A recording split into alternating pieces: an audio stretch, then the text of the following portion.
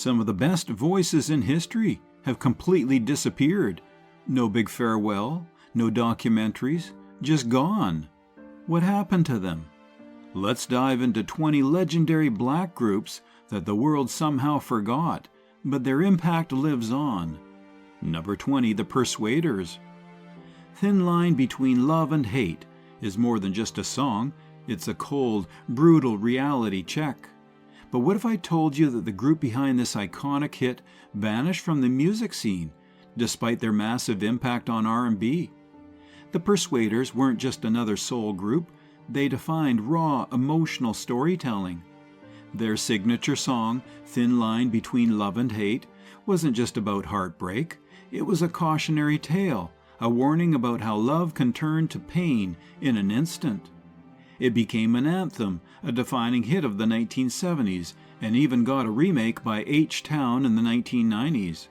But despite their success, the Persuaders disappeared. Label troubles, internal conflicts, and shifting music trends pushed them into the shadows. By the time R&B evolved into the glossy, synth-heavy sound of the 1980s, their style was considered old school. Even though their influence is still felt today, they never got the credit they deserved. The song Thin Line Between Love and Hate became so legendary that it inspired a 1996 Martin Lawrence movie of the same name. So why do so few people remember them today? Keep watching because this list is just getting started. Number 19, the Manhattans. Kiss and Say Goodbye isn't just a breakup song. It's one of the most painfully emotional farewell tracks ever recorded. But what happened to the group behind this timeless classic? The Manhattans were slow jam legends, blending soulful harmonies with poetic lyrics that made them a staple in R&B history. They had an undeniable impact in the 1970s with their biggest hit, Kiss and Say Goodbye, selling over 2 million copies worldwide. And that's a rare feat, even by today's standards. But then, they vanished. Despite their massive success, the Manhattans never truly evolved with the changing music industry. Unlike the OJs or the Spinners, who transitioned into funk and disco, the Manhattans stayed true to their classic soul sound. And while that's admirable, it made them less commercially viable in the long run. Another big factor? Member changes. The group's lead singer, George Smith, tragically passed away in 1970, forcing the Manhattans to rebuild from scratch. Although they found success with Gerald Alston as their new frontman, their presence in mainstream music slowly faded.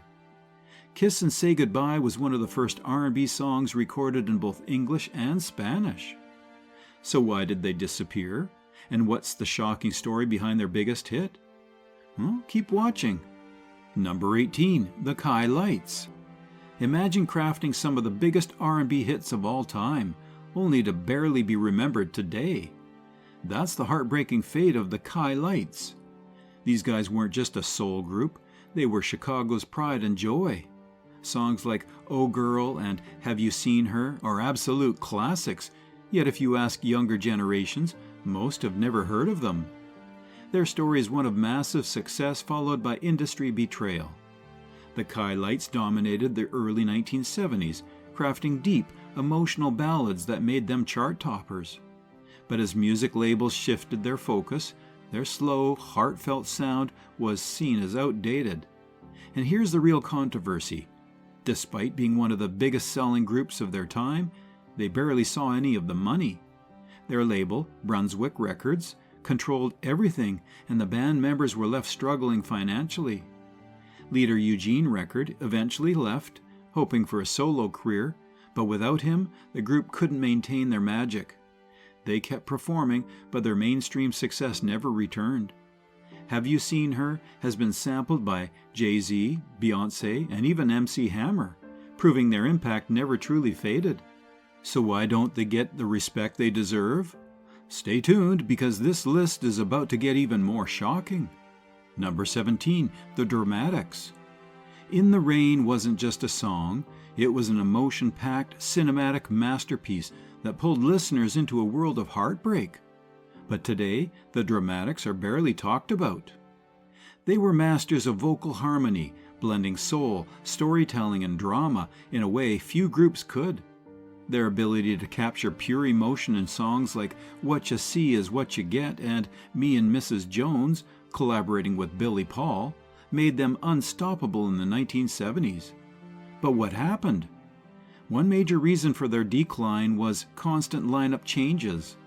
Over the years, the Dramatics went through multiple lead singers, and when a group loses its signature voice, it's tough to maintain momentum. Then came the tragic connection. One of the group members, Ron Banks, was present during the murder of Marvin Gaye's father. While he wasn't involved, being anywhere near a scandal of that magnitude had its consequences. Their song In the Rain is one of the most sampled tracks in hip-hop, used by artists like Ghostface Killah and Big KRIT. So why did they fade while other soul groups survived? Keep watching because the next story is even wilder. Number 16, the Delphonics. If you've ever heard of La La Means I Love You, you know the Delphonics. But what if I told you they were one of the most imitated groups in R&B history, yet almost nobody talks about them?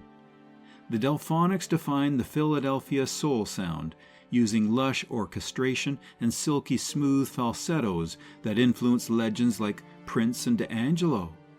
Their music wasn't just popular, it was groundbreaking.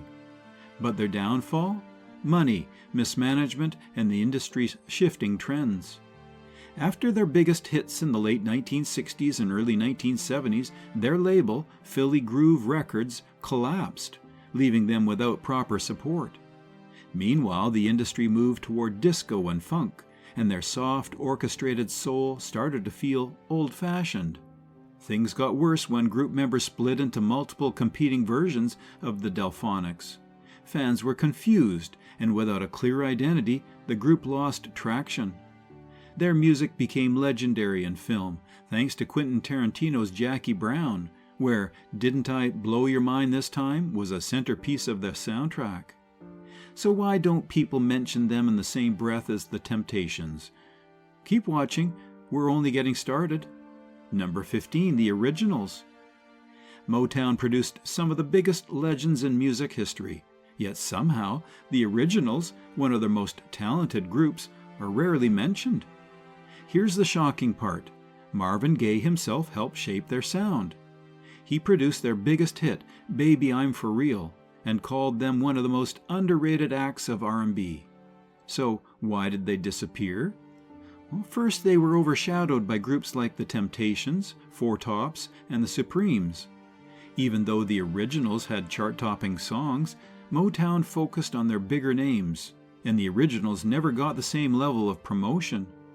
Then came the shift in Motown's focus. As disco and funk took over, their classic harmony-driven sound felt out of place. The group kept recording, but the hits dried up. Baby I'm For Real was so beloved that it was later covered by After 7 in the 1990s, proving its timeless appeal. So why were they left behind, and what other Motown greats were forgotten? Keep watching, you won't believe what's coming up next. Number 14, the 5 Stairsteps. Before the Jackson 5, before New Edition, there was the 5 Stairsteps. They were the original family of soul, crafting one of the most uplifting songs of all time, Ooh Child, but somehow they disappeared. The 5 Stairsteps were a family band from Chicago, formed by their father, Clarence Burke Sr. Their harmonies were flawless, their stage presence unmatched, and by the late 1960s, they were rising stars in R&B. Then, in 1970, Ooh Child dropped, and it became a cultural phenomenon. The song's hopeful message and powerful melody made it an instant classic, covered by over 50 artists and featured in movies like Guardians of the Galaxy. But despite their success, the 5 Stairsteps couldn't hold on to the spotlight. Internal struggles, shifting music trends, and a lack of strong label support kept them from evolving like the Jackson 5 did. By the mid-1970s, they had faded into obscurity, with some members trying solo careers that never took off. The group's lead singer, Clarence Burke Jr., was just 16 years old when they recorded Ooh Child. So why didn't they become as big as the Jackson 5? And what happened after their biggest hit? Keep watching, because the next group's story is even crazier. Number 13, Black Ivory. If you love smooth, soulful falsettos, you need to know about Black Ivory. These guys had everything: talent, killer melodies, and a sound that influenced the next generation of R&B singers. Black Ivory formed in the late 1960s in Harlem. Their biggest song, Don't Turn Around, was a soul masterpiece, filled with heartbreak and unmatched vocal control. They had the potential to be as big as the Delphonics, yet today almost nobody remembers them. So what went wrong? Their biggest issue, timing. They emerged right as disco started taking over, and their soft, slow jams struggled to compete with the high-energy dance music that was dominating the charts. Then came bad business deals.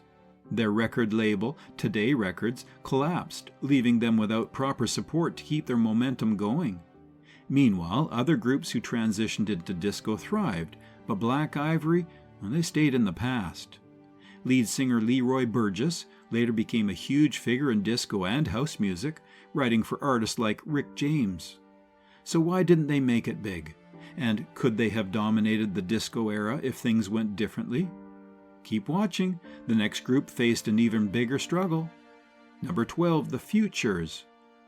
The Philly soul movement gave us legends: the O'Jays, the Stylistics, Harold Melvin, and the Blue Notes.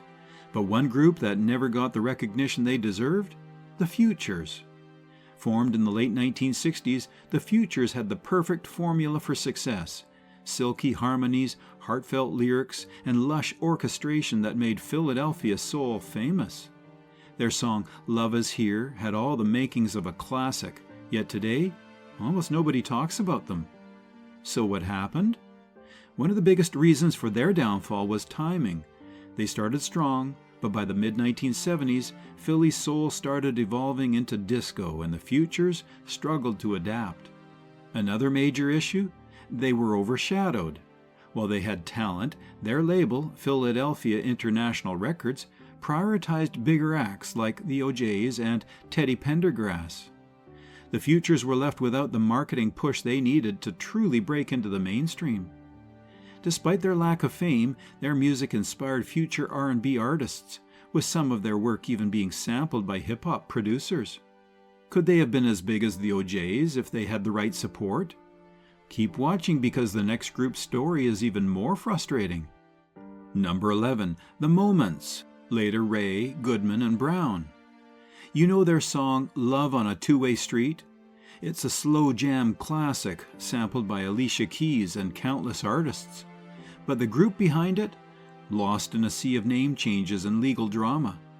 Originally called The Moments, they were one of the smoothest R&B groups of the early 1970s. Their harmonies and soulful delivery made them stars, landing hits like Sexy Mama and Look at Me, I'm in Love.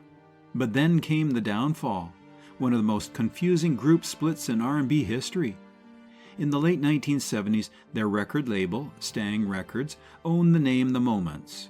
When key members left, they weren't even allowed to use their own group's name. Instead, they had to rebrand as Ray, Goodman, and Brown, and while they still had success, the identity crisis hurt their legacy. Their song Love on a Two-Way Street was the inspiration behind Jay-Z and Alicia Keys' Empire State of Mind. Imagine being a legendary group but not even owning your own name? Well, that's what happened here. Could they have been much bigger if they avoided this legal disaster? Keep watching. The next group faced an even crazier struggle. Number 10, Bloodstone.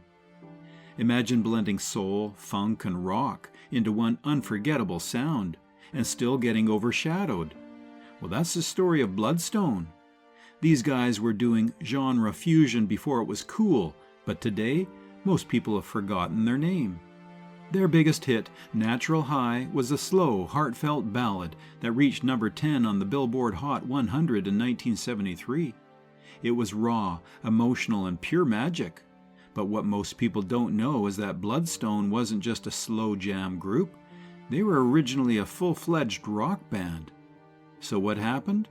First, label struggles. Their unique blend of rock and soul made them hard to market.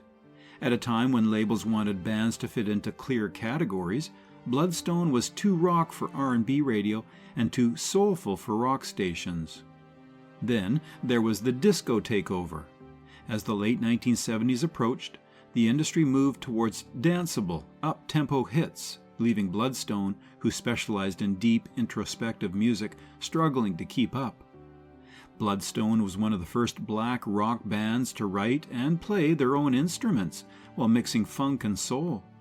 With the right marketing, could they have been as big as Earth, Wind and Fire? Keep watching, because the next group also suffered from music industry politics. Number 9, New Birth. If you love Sly and the Family Stone, The Temptations, and Parliament Funkadelic, then you should know New Birth. But for some reason, this insanely talented group never reached their full potential. New Birth had everything: powerful vocals, tight instrumentation, and a diverse sound that blended funk, soul, and rock seamlessly.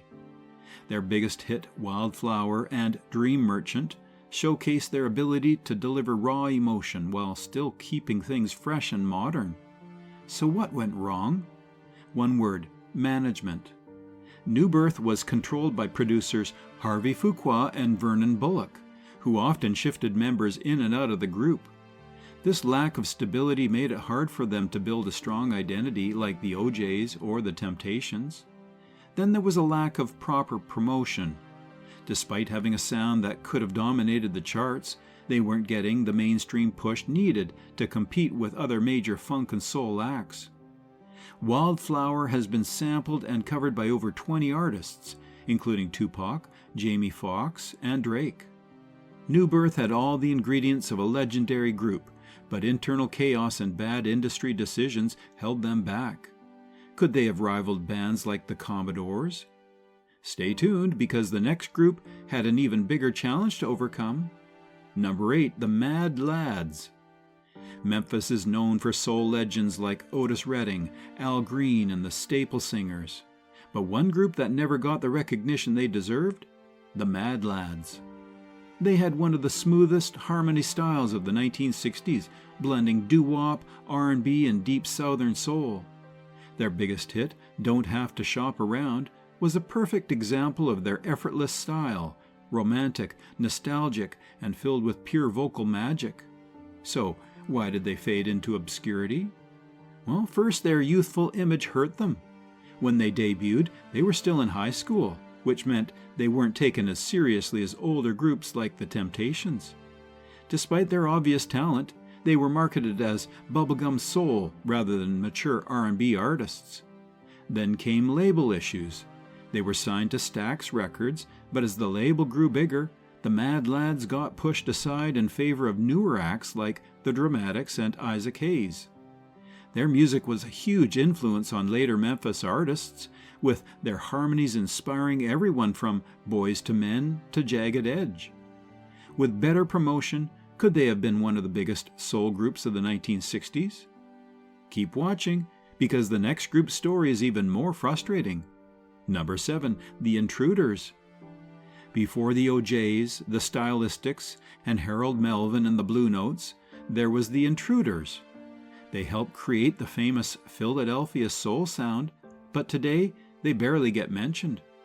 Their biggest hit, Cowboys to Girls, was a massive R&B success, reaching number 1 on the charts in 1968. Their music combined smooth vocals, lush instrumentation, and deep storytelling, a sound that would later be perfected by Philly soul giants. So why don't they get the credit they deserve? First, they were ahead of their time. When they debuted, the world wasn't fully ready for the orchestral sound that later became famous in the 1970s. By the time Philly soul was dominating, the Intruders were already fading. Then came personal struggles. Lead singer Sam "Little Sonny" Brown had severe addiction issues which affected the group's stability. Eventually, he left, and the group never recovered from losing its lead voice. Gamble and Huff, the legendary producers behind the OJs, and Teddy Pendergrass got their first big break producing the Intruders. Without the Intruders, there would be no Philadelphia soul. So why don't they get more recognition? Stay tuned, because the next group was overshadowed in a way that feels criminal. Number 6, the Spinners, early years. Everyone knows the Spinners as one of the greatest soul groups of all time. But what if I told you that their early years at Motown were completely overshadowed and nearly erased from history? Before they became hitmakers in the 1970s, the Spinners spent almost a decade struggling to break through at Motown. While they were signed to the same legendary label as the Temptations and the Four Tops, they were treated like an afterthought. They released songs like That's What Girls Are Made For and I'll Always Love You, but instead of pushing them into the spotlight, Motown focused its marketing machine on its biggest stars. The Spinners were stuck in the background. Then came a game-changing moment. In 1972, after nearly 10 years of frustration, the Spinners left Motown and signed with Atlantic Records. That's when they finally got their big break, with a new producer, a new sound, and a fresh start. Suddenly, they were unstoppable, delivering classics like Could It Be I'm Falling in Love and I'll Be Around. When the Spinners left Motown, Stevie Wonder gave them a song he wrote as a parting gift. That song became It's a Shame, their first major hit. If they hadn't gotten Motown's full attention, could they have been even bigger? Keep watching, because the next group's story is even crazier. Number 5, the Esquires. Get On Up was an explosive high-energy hit that should have made the Esquires one of the biggest R&B groups of the 1960s. But instead, they disappeared almost as quickly as they arrived. Hailing from Milwaukee, Wisconsin, the Esquires had everything you needed to be a major act: tight harmonies, incredible stage presence, and an unforgettable sound. When they dropped Get On Up in 1967, it shot up the charts and became an instant soul classic. But then came the industry curse. Despite their success, their label failed to capitalize on their momentum. Instead of building their brand like Motown did with the Temptations, their record company mishandled their career. Their follow-up singles lacked promotion, and soon their chart dominance faded. Then there was the personal drama. Original members left, new singers came in, and the group's identity became unstable. Without a consistent lineup or a strong label to support them, the Esquires slowly vanished from the music scene. The opening horn riff from Get On Up was later used in hip-hop tracks, proving their sound was way ahead of its time. So, why weren't they able to stay in the game? And could they have been another Temptations-level group if things had gone differently? Keep watching, because the next group's downfall was even more shocking.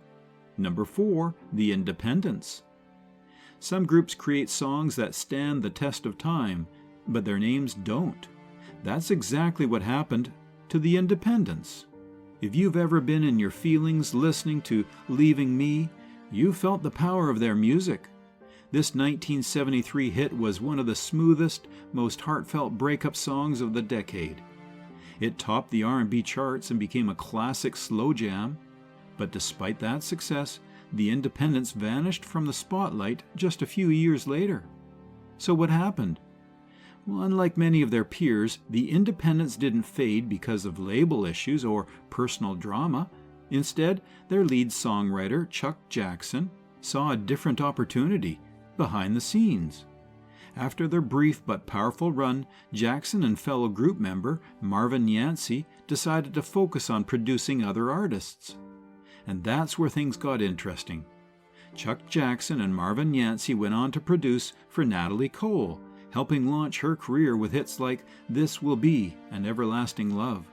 So, while the Independents may not have lasted long, their influence did. Could they have been as big as the Stylistics if they stuck together? Keep watching, because the next group faced an even crazier fate. Number 3, the Vibrations. Imagine being so talented that you keep reinventing your sound, only for that same ability to work against you. That's what happened to the Vibrations. This group had everything: flawless harmonies, an electrifying stage presence, and the ability to adapt to any musical era. They started in the doo-wop era of the 1950s, scoring a hit with My Girl Sloopy, but as music evolved, they constantly switched their style. In the 1960s, they embraced soul and R&B, delivering powerful tracks like Love in Them There Hills and 'Cause You're Mine. Then in the 1970s, they tried to pivot to funk and disco. But here's where things went wrong.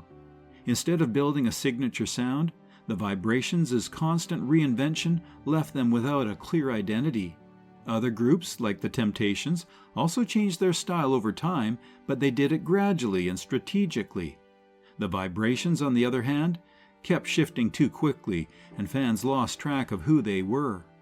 Before the OJs found fame, they briefly toured as the Vibrations' opening act. Despite their talent, they never became household names. Could they have been one of the biggest R&B groups if they had just stuck to one sound? Keep watching, because the next group's downfall is even more tragic. Number 2, the Soul Children. Some groups should have been superstars, but fate had other plans. That's exactly what happened to the Soul Children, one of the greatest Memphis soul groups that never got the flowers they deserved. Formed in 1968 by Stax Records, home to Otis Redding and Isaac Hayes, the Soul Children were meant to be the next big thing.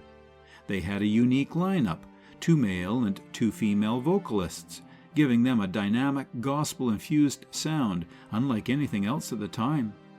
Their biggest hits, I'll Be the Other Woman and Hearsay, showcased their raw, emotional storytelling, yet somehow they never broke into mainstream consciousness the way other Stax artists did. So what went wrong? First, timing. By the mid-1970s, Stax Records was collapsing. The label that once shaped Southern soul was dealing with legal battles and financial problems, leaving groups like the Soul Children without proper promotion. Then, changing industry trends pushed them out. When disco took over in the late 1970s, soul groups had to evolve or fade. The Soul Children stayed true to their deep, gospel-inspired sound, but by then, radio had moved on. Isaac Hayes personally coached the group, believing they could be the next big name in Memphis soul. If Stax had survived, could the Soul Children have been as big as the Staple Singers? Maybe, but their fate was sealed. And now, we've reached the number 1 most forgotten group, and this one hurts the most. Number 1, The Lost Generation. Their name says it all. The Lost Generation had the talent, the hits, and the impact, but somehow they were completely erased from music history. This Chicago-based group burst onto the scene in 1970 with The Sly, Slick, and the Wicked, a haunting, soulful track that became a radio favorite and climbed the R&B charts. It was smooth, poetic, and way ahead of its time. So why don't we talk about them today? First, Bad Luck. Despite their early success, the Lost Generation was signed to Brunswick Records, a label that was notorious for mishandling its artists. Instead of capitalizing on their momentum, Brunswick shifted its focus to other acts, leaving the Lost Generation without the proper push. Then came the industry shift. By the mid-1970s, soul music was evolving into either funk-driven grooves, like Parliament Funkadelic, or disco, like the Bee Gees. The Lost Generation, known for their deep, reflective storytelling, got left behind. By the late 1970s, they quietly disbanded, leaving behind a legacy that was tragically short-lived. The Sly, Slick, and the Wicked is considered a Chicago soul anthem, yet today, many R&B fans have never even heard of it. Could the Lost Generation have been the next Delphonics or Stylistics? Absolutely. But they never got the chance. And just like that, they became their name, Lost to Time. Love discovering forgotten music legends? Hit like, drop a comment with your favorite group, and don't forget to subscribe for more deep dives. Watch our next video here. Trust me, you won't believe who else history left behind.